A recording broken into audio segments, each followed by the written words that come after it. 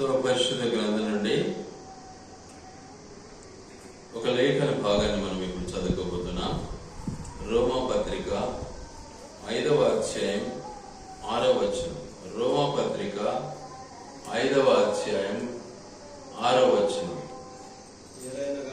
ఎలైనగా మనం ఇంకను బలహీనులమై ఉండగా క్రీస్తు యుక్త కాలమున భక్తిహీనుల కొరకు.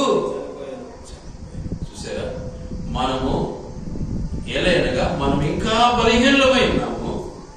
అయితే ఇటు మన బలహీనత కొరకు యేసు క్రీస్తు ప్రభు తన యొక్క యవ్వన కాలములో మన కొరకు ఏం చేశాడు? ప్రాణించాడు. మనం బలహీనులమే, చెదరిపోయిన వారం. చదువుకున్న లేఖన భాగాన్ని బట్టి మనము గమనిస్తే నిజంగా బలహీనులము. వాస్తవానికి చెదరిపోయినటువంటి గొర్రెల యొక్క జీవితం, బలహీనమైనటువంటి జీవితం, మనము కలిగి ఉన్నటువంటి వారం అని చెప్పి మనల్ని మనము అప్పగించుకున్నట్లయితే దేవుడు మనల్ని బలపరచడానికి ఇష్టపడేవాడుగా ఉన్నాడు.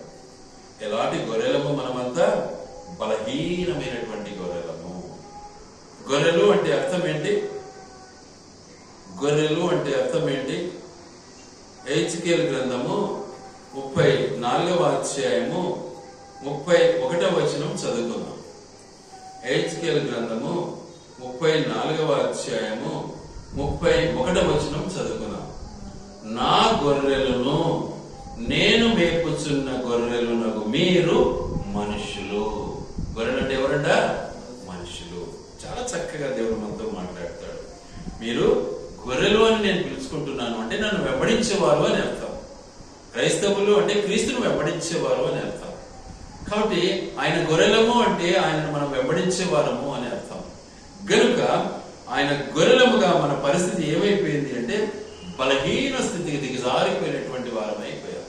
ఆయనను మనల్ని బలపరచడానికి ఆయన ఇష్టపడినటువంటి వాడుగా తన యుక్త కాలములో మన మధ్యకు వచ్చాడు. ఏమంటున్నాడు? ఎలైనగా చాలా స్పష్టంగా మాట్లాడతాడు. మనం ఇంకా బలహీనులమై ఉండగా క్రీస్తు యుక్త కాలమున బలహీనుల కొరకును చనిపోయాను, భక్తిహీనుల కొరకును చనిపోయాను.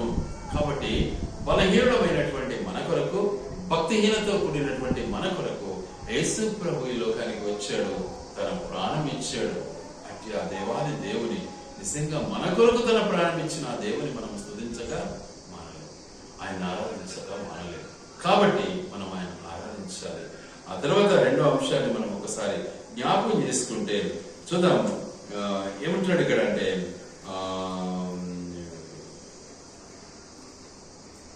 యెషయా గ్రంథం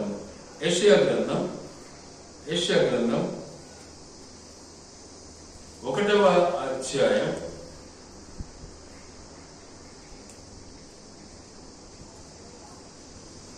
1వ అధ్యాయం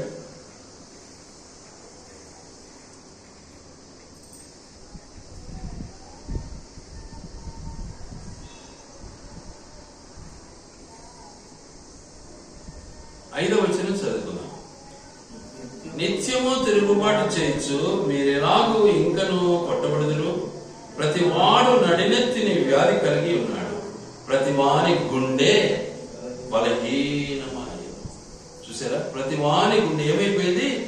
బలహీనమైపోయింది. మన గుండెలన్నీ బలహీనమైపోయినాయి. చక్కగా దేవుని మాటకు మనము నిలబడలేకపోతున్నాం, వాక్యానుసారంగా మనం నడవలేకపోతున్నాం, వాక్యానికి లోబడలేకపోతున్నాం, బలహీనమైనటువంటి ఘటమై ఉన్నాం. గనుక దేవుడు మన బలహీనత నుంచి మనల్ని విమోచించడానికి, మనల్ని బలపరచడానికి ఈ లోకానికి దిగి వచ్చినటువంటి దేవుడై ఉన్నాడు. గనుక మనము బలహీనులము. ఎందుకంటే మన శరీరము బలహీనమైనది. మనం శరీరానికి ఎక్కువగా ఏమైపోతామో లొంగిపోతాము. శరీరము బలహీనమైనది, శరీరానికి లొంగిపోయే జీవితం మనది. గనుక అందుకే మత్తయి సువార్త 26:41 మాట్లాడాడు, మనము బలహీనులము, మన శరీరము బలహీనమైనది. ఒకసారి మనం పరిశీలించుకున్నట్లయితే ఇట్టి బలహీనుని కొరకు బలవంతుడైన దేవుడు దిగి వచ్చాడు అంటే ఆయన ఆరాధించమా, ఆయన స్తుతించమా, ఆయన గణపరచమా, ఆయన్ను నిజంగా కొనియాడమా, ఆయన ప్రకటించమా? ఒకసారి ఆలోచించాలి. కాబట్టి ఆయన స్తుతిస్తాం, ఆరాధిస్తాం. ఆయన మన కొరకు ఈ లోకానికి దిగి వచ్చినటువంటి దేవుడై ఉన్నాడు. అందుకే ఆయన ఏం చేశాడంటే ఎవరిని ఎన్నుకున్నాడు? బలహీనమైనటువంటి వారిని ఎన్నుకున్నాడు. చూడండి దయచేసి కొరింథీయులకు రాసినటువంటి మొదటి పత్రిక 1వ అధ్యాయము, కొరింథీ మొదటి పత్రిక 1వ అధ్యాయము 27వ వచనము 29 కలిసి ఉన్నాయి, చదువుకున్నాము. ఏ శరీరము దేవుని ఎదుట అతిశయింపకుండునట్లు జ్ఞానులను సిగ్గుపరచుటకు లోకముల నుండి వెర్రి వారిని దేవుడు ఏర్పరచుకుని ఉన్నాడు. బలవంతులైన వారిని సిగ్గుపరచుటకు లోకములో బలహీనులైన వారిని దేవుడు ఏర్పరచుకొని ఉన్నాడు. ఎన్నికైన వారిని వ్యక్తం చేయుటకు లోకంలో నీచులైన వారిని, తృణీకరింపబడిన వారిని, ఎన్నికలైన వారిని దేవుడు ఏర్పరచుకొని ఉన్నాడు. చూసారా? తృణీకరింపబడిన వారము, నిజంగా పారవేయబడినటువంటి వారము, నిజంగా బలహీనులము, నిజంగా సిగ్గు కలిగినటువంటి జీవితం కలిగినటువంటి వారమైనాం. ఆయనను మనల్ని ఏర్పాటు చేసుకోవడానికి యేసుక్రీస్తు ప్రభు ఈ లోకానికి వచ్చాడు. ఆరాధించడం నేర్చుకోవాలి. అలాంటి దేవుని మనం ఆరాధించలేకపోతే మనం ఆయన బిడ్డలమే కాము. ఆయన ఆరాధించాలి, మనసారా ఆరాధించాలి. ఇట్టి దౌర్భాగ్య స్థితిలో మరి మనమంతా ఉండగా బలహీనమై ఉన్నాము, శరీరానుసారంగా బలహీనమై ఉన్నాము. నిజంగా మన గుండె మనలో బలహీనమైపోయింది, ధైర్యం చాలలేదు. అయినా కూడా దేవుడు ఏం చేశాడు? మనల్ని ధైర్యపరచడానికి, మనల్ని బలపరచడానికి మన కొరకు ఈ లోకానికి దిగి వచ్చాడు. మనల్ని ఎన్నుకున్నాడు, మన కొరకు రక్తం కార్చాడు, మన కొరకు ప్రాణం ఇచ్చాడు, మనల్ని నిజంగా జ్ఞాపకం చేసుకున్నాడు. అట్టి ఆ దేవుని మనము ఆరాధించే వారముగా ఉండాలి. గనుక అట్టి దేవాది దేవుని మనం మర్చిపోకూడదు. బహు జాగ్రత్త కలిగి ఎల్లప్పుడూ కూడా మనము నిజంగా దేవుని ఆరాధించ బద్దులమై ఉన్నాం. అందుకని వాక్యం సెలవిస్తున్న మాట ఏంటంటే, ఇక్కడ మనం చదివినటువంటి లేఖన భాగాన్ని బట్టి మనం ఒకసారి ఆలోచిస్తే ఏమన్నాడు ఇక్కడ? మన గొర్రెలన్నీ కూడా ఏమైపోయినాయంట? రోగము కలిగినటువంటి. ఒకటేమో బలహీనపరచబడ్డాయి, 34:4-5లో మనం చదివినాము. మొదటిదేమో బలహీనమైనటువంటి గొర్రెలు అయిపోయినాయి, రెండవది రోగము కలిగినటువంటి గొర్రెలు అయిపోయినాయి. ఏం గొర్రెలు? రోగం. మనకందరికీ రోగాలు ఉన్నాయి. రోగాలు ఏదో రోగం మనకున్నాయి. మొదటిది పాప రోగం, రెండవది ఇంకా శరీర రోగాలు ఎన్నో మనకు సంప్రాప్తమైపోతూ ఉన్నాయి. కనుక అట్టి రోగాల నుంచి మనల్ని నిజంగా నివారణ చేయడానికి యేసుక్రీస్తు ప్రభు ఈ లోకానికి వచ్చాడు. చూద్దాం ఆ మాటను ఒకసారి. ఇర్మియా గ్రంథం 17వ అధ్యాయము, ఇర్మియా గ్రంథం 17వ అధ్యాయము, ఇర్మియా గ్రంథం 17వ అధ్యాయము 9వ వచనం చదువుకుందాం. ఎలాంటి మరి మన రోగం ఎలా ఉంటుందో ఒకసారి జ్ఞాపకం చేసుకుందాం. చూడండి దయచేసి. హృదయము అన్నిటికంటే మోసకరమైనది, అది ఘోరమైన వ్యాధి గలది. సరే, ఏంది? ఘోరమైనటువంటి వ్యాధులు మనకు ఉన్నాయండి. ఎందుకో తప్పిపోయినాము, దూరం అయిపోయినాము, దేవునికి దూరం అయ్యాము, వ్యాధులు కలిగి జీవిస్తూ ఉన్నాము, బలహీనమైనాము. వ్యాధులు మనకు నిజంగా సంప్రాప్తమైపోయినాయి. వాటిని మనము నిజంగా అనుభవించవలసినటువంటి వారమై ఉన్నాము. అట్టి వ్యాధి నుంచి కూడా యేసుక్రీస్తు ప్రభు మనల్ని విడిపించడానికి ఈ లోకానికి దిగి వచ్చినటువంటి దేవుడై ఉన్నాడు. ఎందుకంటే మరి అట్టి వ్యాధి నుంచి మనల్ని నిజంగా కాపాడటానికి, ఆ వ్యాధి నుంచి మనల్ని నివారణ చేయడానికి, స్వస్థతనివ్వడానికి యేసుక్రీస్తు ప్రభు ఈ లోకానికి వచ్చాడు. ఎలా స్వస్థత ఇచ్చాడు ఒకసారి జ్ఞాపకం చేసుకుందాం.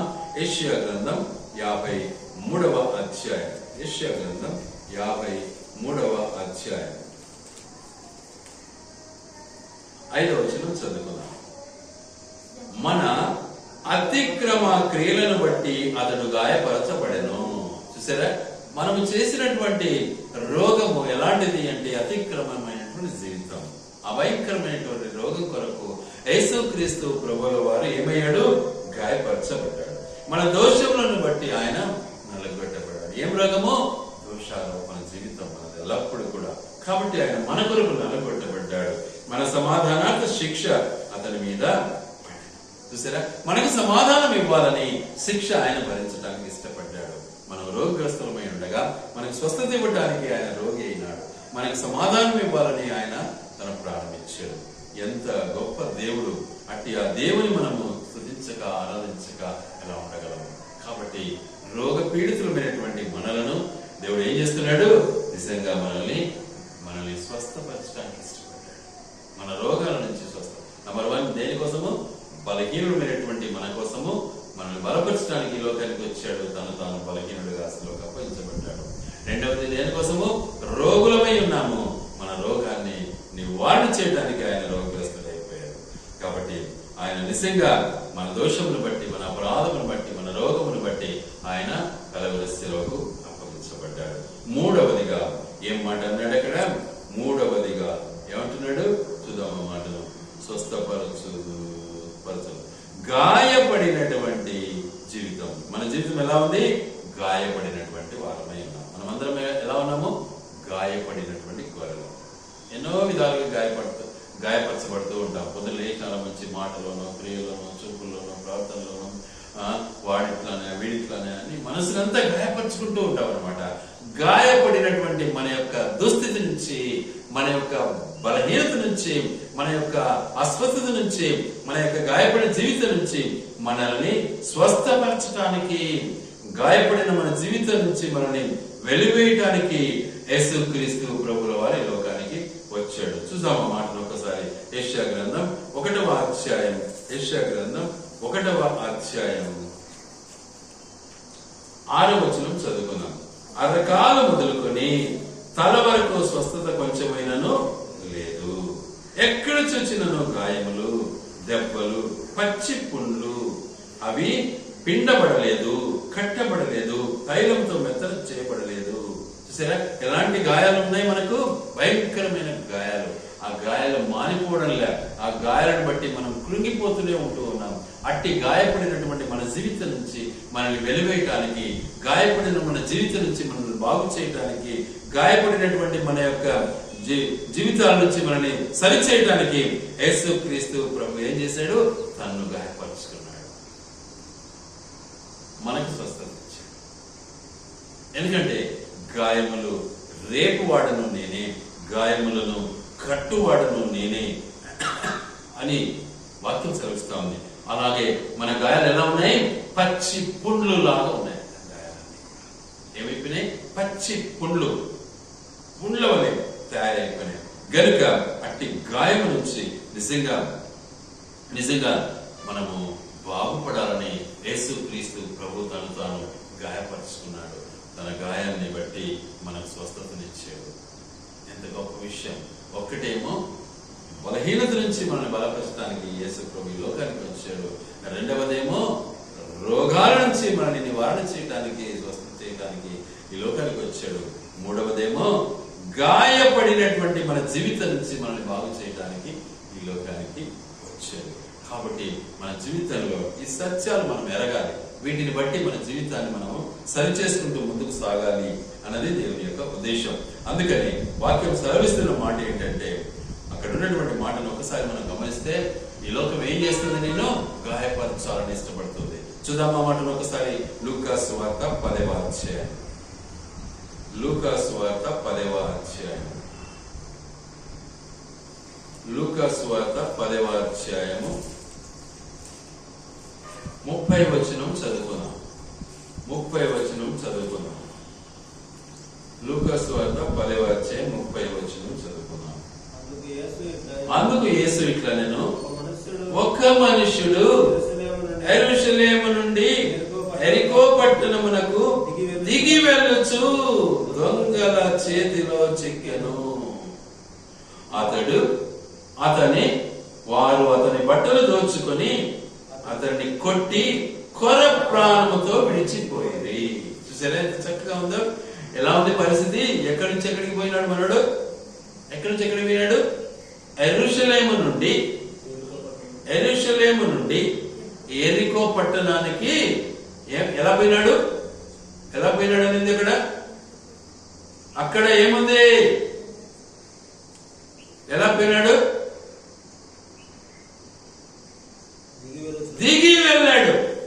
దిగడం వేరు, ఎక్కడం వేరు. దిగడం అంటే ఆత్మీయ స్థితి నుంచి దిగజారిపోయాడు మనడు. యెరూషలేం పైన ఉంది, యెరికో పట్టణం కింద. సో యెరూషలేం నుంచి కిందికి దిగాడు. దేనికోసం దిగాడు? శరీరం కోసం దిగాడు. దేనికోసం దిగాడు? ఆస్తి కోసం దిగాడు. దేనికోసం దిగాడు? శరీర ఆశల కోసం దిగాడు. ఆ దుస్థితి నుంచి నిజంగా కోలుకోవడానికి వీలు పడక మనోడు ఏమైపోయినాడు? దొంగల చేతిలో చిక్కుబడిపోయి, కొట్టబడి, మొత్తబడి, గాయపరచబడి, జీవితము కొల ప్రాణంతో విడవడినటువంటి వాడై ఉండగా ఏం చేశాడు? యేసుక్రీస్తు ప్రభు సాక్షాత్తు దిగి వచ్చాడు. వచ్చి ఏం చేశాడు? ఆ గాయాన్ని కట్టాడు. ఆ కొల ప్రాణంతో ఉన్నటువంటి వాడిని ఏం చేశాడు?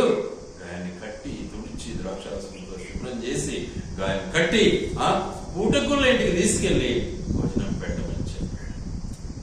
పూటకుల ఇల్లు అంటానే ఆ హోటలే అనుకోవాకండి, ఇది కూడా పూటకుల ఇల్లే. ఇక్కడ కూడా ఆత్మీయ ఆహారం లభిస్తుంది, దేవుడు ఇచ్చే ఆహారం. కాబట్టి పూటకుల ఇంటికి వెళ్ళి పరామర్శించి, పూటకుల ఇంటికి వెళ్ళి 2 దినారాలు ఇచ్చి వాడిని పోషించమని చెప్పాడు. మళ్ళీ వస్తాను, నీకు కుదవగా అంటే మళ్ళీ ఇస్తానని మాట ఇచ్చిపోయాడు. కాబట్టి మన బ్రతుకులో మన దేవుడు చేసిన గొప్ప కార్యాన్ని మనము మర్చిపోకూడదు. ఆయన చేసినటువంటి గొప్ప కార్యం ఏంటిది అంటే, గాయపడిన మన దుస్థితి నుంచి దేవుడు మనల్ని బాగు చేయడానికి ఈ లోకానికి దిగి వచ్చాడు. తన ప్రాణం ఇచ్చాడు, మనకు ఊపిరి పోసాడు, మనకు ప్రాణం ఇచ్చాడు, మన గాయాన్ని కట్టాడు. బలహీనత నుంచి బలపరచడానికి, రోగం నుంచి స్వస్థత పొందడానికి, గాయపడిన మన జీవితం నుంచి నిజంగా మనం కోలుకోవడానికి గాయాన్ని కట్టడానికి వచ్చాడు. కాబట్టి మనము ప్రభునందు నిజంగా ఎల్లప్పుడూ కూడా ముందుకు సాగాలి, నేర్చుకోవాలి. మన యొక్క జీవిత విధానాన్ని మనం మర్చిపోకూడదు. మన జీవిత విధానాన్ని మనం మర్చిపోకూడదు. దేవుని వైపు చూడడం నేర్చుకోవాలి. చాలా మందికి తన ప్రార్థన పైనే నమ్మకం లేదు, అంటే తనపైనే నమ్మకం లేదు. అవును కదా? అంతే కదా? తన పైన నమ్మకం లేక ఏం చేస్తారు? ఆయన ప్రార్థన పడైనా ఇంకొకరి ప్రార్థన కావాలంటాడు. వాళ్ళ దగ్గరికి వెళ్తాడు. తన ప్రార్థన పైన తనకు ఏం లేదు, నమ్మకం లేదు. మరి అలా ఉంటే, నీ పైన నీకే నమ్మకం లేకపోతే ఇక దేవుని పైన ఎలా నమ్మకం మనకు వస్తుంది? కాబట్టి మన బ్రతుకును మనం ఒకసారి పరిశీలించుకున్నాం. గాయపడిన మన జీవితాన్ని కట్టడానికి యేసుక్రీస్తు ప్రభుల వారు ఈ లోకానికి వచ్చాడు. కొర ప్రాణంతో ఉన్న మనల్ని రక్షించడానికి యేసుక్రీస్తు ప్రభు మన కొరకు దిగి వచ్చాడు. యేసుక్రీస్తు ప్రభు పరలోకం నుంచి దిగి వచ్చాడు. మానవుడు యెరూషలేం నుంచి దిగి యెరికోకు వెళ్ళాడు. లోకయాత్రలో యెరూషలేము పట్టణము నిజంగా పరలోక రాజ్యానికి సూచనగా ఉండగా, అక్కడి నుంచి దిగి యెరికోకు వచ్చాడు. యెరికో యొక్క జీవితం ఏంటిది అంటే శరీరం. గనుక శరీరానికి బానిస అయిపోయినటువంటి పరిస్థితి నుంచి దేవుడు మనల్ని కాపాడటానికి, పర ప్రాణంతో ఉన్నటువంటి మనల్ని నిజంగా బ్రతికించడానికి, మన గాయాన్ని కట్టడానికి యేసుక్రీస్తు ప్రభుల వారు ఈ లోకానికి వచ్చారు. ఇక 4వ అంశం ఒకసారి జ్ఞాపకం చేసుకుందాం. ఏమంటున్నాడు? గాయములు కట్టుటకు. తర్వాత తోలివేసిన వాటి విషయంలో తోలివేయబడ్డాం. మనమంతా ఏమైపోయినామో? తప్పిపోయినాం, తోలివేయబడ్డాం. తప్పిపోయిన జీవితం మరి ఇంకోటి, మనము తరిమివేయబడ్డాం లేక తోలివేయబడ్డాం, ఎడమ చేయబడ్డాం, దూరం చేయబడ్డాం. ఎవరితో? దేవునికి దూరం అయిపోయినాం. దూరం అయిపోయినటువంటి మన పరిస్థితి నుంచి మనల్ని దేవుడు ఏం చేయాలని ఇష్టపడ్డాడు? దగ్గరికి తీసుకురావాలని ఇష్టపడ్డాడు. తన సన్నిధికి తీసుకురావాలని ఇష్టపడ్డాడు. చూడండి దయచేసి ఆదికాండము 3వ అధ్యాయము, ఆదికాండము 3వ అధ్యాయము 23, 24 వచనాలు చదువుకుందాం ఒకసారి. దేవుడైన యెహోవా అతడు ఏ నేల నుండి తీయబడినో దాన్ని సేద్యపరచుటకు ఏదేను తోటలో నుండి అతని పంపివేసి. చూసారా, ఏ తోటలో నుంచి, ఏ మట్టి నుంచి మనిషిని తయారు చేశాడో దేవుడు, మనవుడు ఏమైపోయినాడో ఆ తోటలో నుంచి వెలివేయబడ్డాడు. ఏం కారణం? దేవుని మాటను తిరస్కరించాడు, దేవునికి లోపడలే. ఆ తోట నాది కదా, మన ఆయనది కదా అని అనుకోలే మనోడు, మర్చిపోయినాడు. ఈరోజు చాలా మంది పిల్లలు అదే తయారైపోయినారు. చాలా మంది తండ్రిని ధిక్కరించడమే, తల్లిని ధిక్కరించడమే, చిన్న పెద్ద లేని పరిస్థితి, ఇవన్నీ కూడా ఏమైపోతున్నాయి? త్రోసివేయబడుతున్నావు. నువ్వు వాళ్ళు త్రోసిస్తున్నావు అని నువ్వు అనుకుంటున్నావు, కానీ నువ్వు దేవునితో ఏమైపోతున్నావు? దూరం అయిపోతున్నావు. నువ్వు మర్చిపోయినావు ఏ తోటలో నుంచి నిన్ను తయారు చేశాడో దేవుడు, ఆ తోటకు నువ్వు న్యాయం చేయలేకపోయావు. ఏమైపోయినావు? మరి త్రోసివేయబడ్డావు, వెలివేయబడ్డావు, త్రోసివేయబడ్డావు. గనుక నిన్ను అదే తోటలో సేద్యం చేయడానికి, నిన్ను నియమించడానికి దేవుడు ఇష్టపడితే ఆ ఏదైనా తోట నుంచి బహిష్కరణ చేయబడ్డావు. అంటే నీ జన్మస్థానాన్ని ఏం చేసుకున్నావు? నీవు మర్చిపోయి. చాలా మంది తల్లిదండ్రులు మర్చిపోయిన వాళ్ళు ఈ లోకంలో చాలా మంది ఉన్నారు. కోకలు తల్లిని దూషిస్తారు, కుటుంబాన్ని దూరం చేసుకుంటారు. అన్ని కూడా మరి వాటిని బట్టి దేవుడు నిజంగా అట్టి వెలివేయబడినటువంటి జీవితం నుంచి మరలా నేను రప్పించడానికి యేసు క్రీస్తు ప్రభుల వారి లోకానికి వచ్చాడు. ఎందుకని నిన్ను మళ్ళీ ఏం చేయాలి? నిన్ను మళ్ళీ ఆ రాజ్యంలోనికి నడిపించాలి. మార్గదర్శిగా వచ్చాడు. అందుకే ఆయన అన్నాడు, నేనే మార్గమును, నా ద్వారానే నువ్వు మళ్ళీ ఏదైనాలోనికి వెళ్ళవచ్చు, నువ్వు మళ్ళీ పరలోక రాజ్యానికి వెళ్ళవచ్చు, నువ్వు మళ్ళీ పరదేశంలోనికి వెళ్ళవచ్చు, నువ్వు నిజంగా ఇక్కడే శాపానికి గురి కాకూడదు అన్నటువంటి ఆశయంతో యేసు క్రీస్తు ప్రభుల వారి లోకానికి వచ్చాడు. గనుక మనల్ని నిజంగా దూరం చేసినటువంటి పరిస్థితి ఏంటి, వెలివేయబడినటువంటి పరిస్థితి ఏంటి అని మనం ఒకసారి ఆలోచిస్తే, యెషయా గ్రంథం 59వ అధ్యాయం, యెషయా గ్రంథం 59వ అధ్యాయం 1-2 వచనాలు చదువుకున్నాం. రక్షింపనేరకయుండునట్లు యెహోవా హస్తం కృషి కాలేదు, విననేరకయుండునట్లు ఆయన చెవులు మందం కాలేదు. మీ దోషములు మీకును మీ దేవునికి అడ్డముగా వచ్చెను, మీ పాపములు ఆయన ముఖమును మీకు మరుగుపరచెను. గనుక మన ప్రార్థన పోవడంలా, బయటికి పైకి పోవడంలా. ఎందుకని వెలివేయబడ్డాము, త్రోసివేయబడ్డాము. ఆయన మాటలు ధిక్కరించిన, ఆయన మాటకు మనం లోబడలే, ఆయన మాటలు లెక్క చేయలే. ఏ స్థితిలో నేను పుట్టించాడో ఆ పుట్టుకను నేను మర్చిపోయావు. ఎందుకొరకు నిన్ను పుట్టించాడో ఆ స్థితిని నువ్వు మర్చిపోయావు. మర్చిపోయి ఏమైపోయినావు?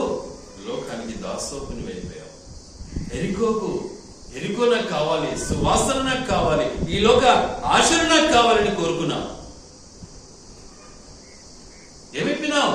దొంగల చేతిలో పట్టుబడి గాయపరచబడ్డావు. కొర ప్రాణంతో విడవబడుతూ ఉన్నావు. అది నీకు అర్థం కావటం లేదు, సత్యాన్ని నువ్వు గ్రహించటం లేదు. నేను నిజంగా గాయపరచబడుతున్నాననే మనస్సు నీలో పుట్టలే. కారణం ఏదైనా మర్చిపోయినావు కాబట్టి, కారణం పుట్టుకను మర్చిపోయావు కాబట్టి, పుట్టించిన దేవుడిని మర్చిపోయావు కాబట్టి, ఏ తల్లిదండ్రుల ద్వారా పుట్టబడ్డావో వారిని నువ్వు మర్చిపోయావు కాబట్టి.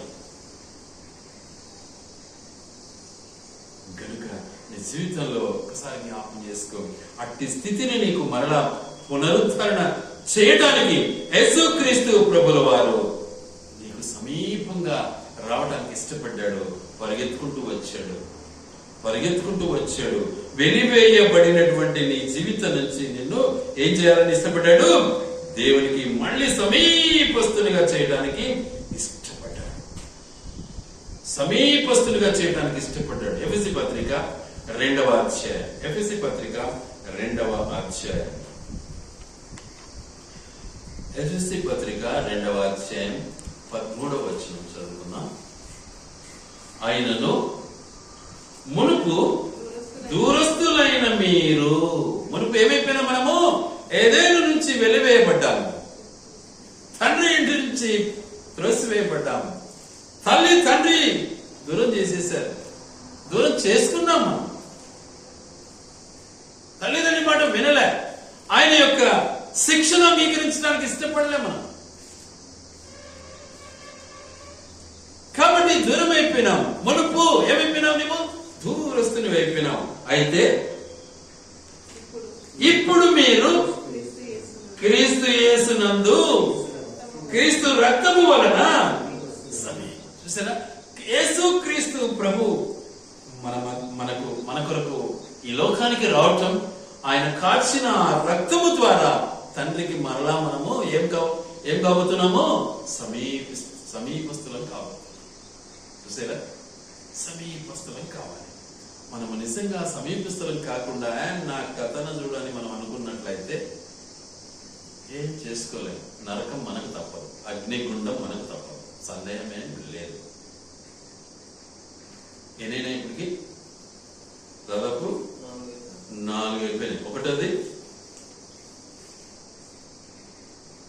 మనము బలహీనముగా ఉంటిమి. రెండవది, రోగాలతో ఉంటిమి. ఎందుకున్నాము రోగాలతో? దేవుని మాట వినకనే. మూడవది, గాయపరచబడ్డాము. దేని గాయపరచబడ్డాము? మనమంతా దురాశకు బానిసలం అయిపోతూ ఉన్నాం.